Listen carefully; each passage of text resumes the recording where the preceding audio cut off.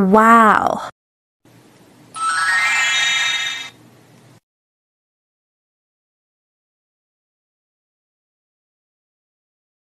Three, two, one.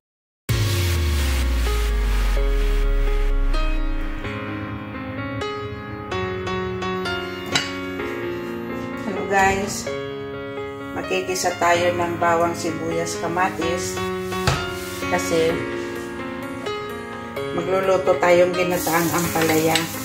Lalagyan ko na pala siya ng mantika kanina pa, pinainit ko muna. Ayan, magluto tayong ginataang ampalaya guys. Yung aking ampalayang tanim, ito yung aking lulutuin. Hindi naman gaano karamihan, tama lang. Ayan, ang bango na guys.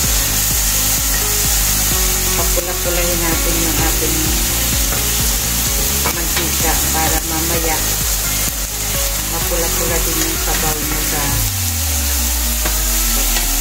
ginataang ampalaya. Medyo may pula-pula yung kanyang mantika, yung magmamantika yung kanyang ampalaya. Gata.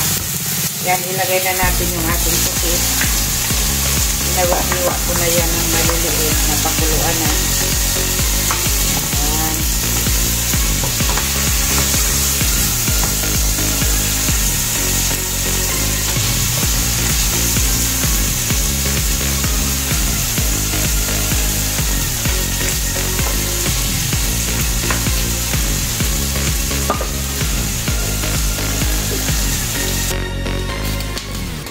Ayan, tignan na natin guys kung malambot na yung ating pusit.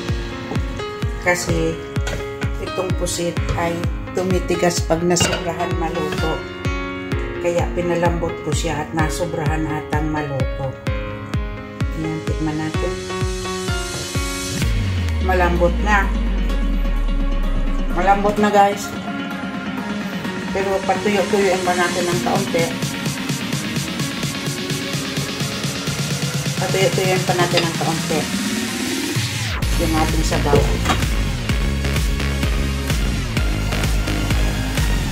Ayan. Ilagay na natin yung gata. Lagyan ko muna ng unang gata. Itong gata ko ay kalahati lang ito muna. Dahil yung tira ito nung ating niluto ng nakaraan. Sayang naman itapon. Nilagay ko sa ref. Ngayon, gagamitin ko. Ayan, para lumasa na yung gata niya dyan. Pero mayroon pa tayong gata para mamaya. Diba guys, paraan-paraan lang. Puro paraan lang guys para hindi masayang ang pagkain. Ayan. Itong mga niluluto ko ay sarili namin kakainin.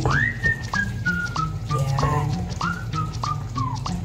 Tinagputi na. May kaunting gata na. Antayin natin magtuyo-tuyo ng kaunti at ilalagay natin yung ating ampalaya kasi yung ampalaya kailangan hot cook lang kasi ayaw ko ng labog din yung ampalaya. Kaya ilagay na kaya natin yung ating sili. Yan. Mayroon pa siyang sabaw.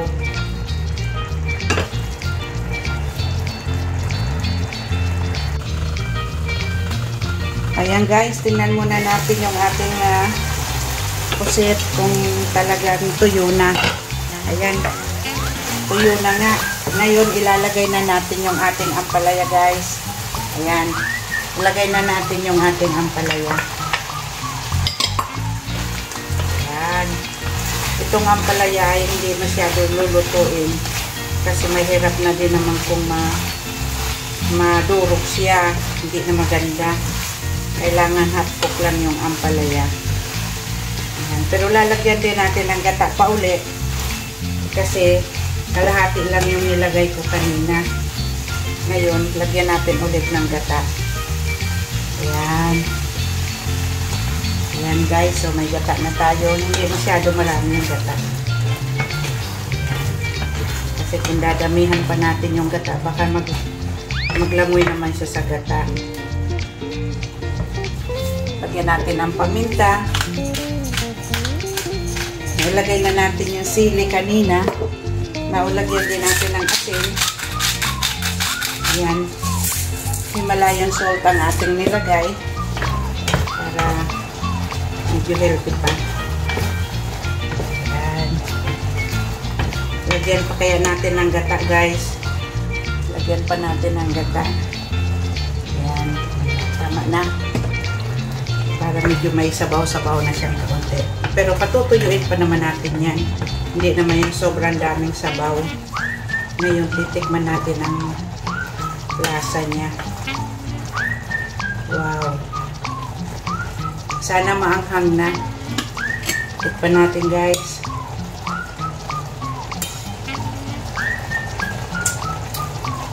Kaunting asin pa. Ayan. Medyo may kagat na yung anghang. Pero para sa akin kulang. Kaso lang may kaibigan akong bibigyan na hindi siya mahilig masyado sa maanghang. Kaya okay na ito. Ayan. Pwede na ako magdagdag ng sili ulit. Ayan. Wow. Ang sarap na tingnan. Tikman ulit.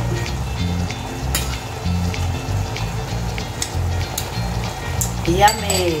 Kaunting paminta pa. Napakasarap na, guys.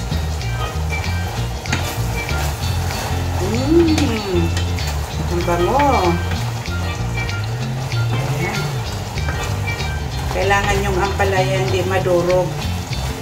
Kasi masarap sa ampalaya yung nakakagat-kagat mo pang medyo crispy pa siya. Medyo crunchy pa siya. Ayan.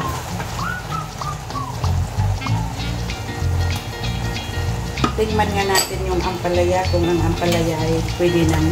Kasi ang ampalaya, nakakain naman ng hilaw. Ngayon, titikman natin ng may gata. Wow, sarap. Sarap. Sarap, guys.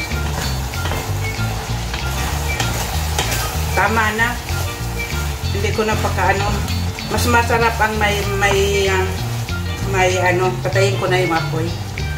Mas masarap yung mayroong kaunting sabaw, kaunting naglalapot-lapot na sabaw, at saka kaunting pait. Kasi doon mo malalaman na ang gulay mo talaga ay ampalaya. Dahil kung wala ng pait yan, hindi na yan ampalaya.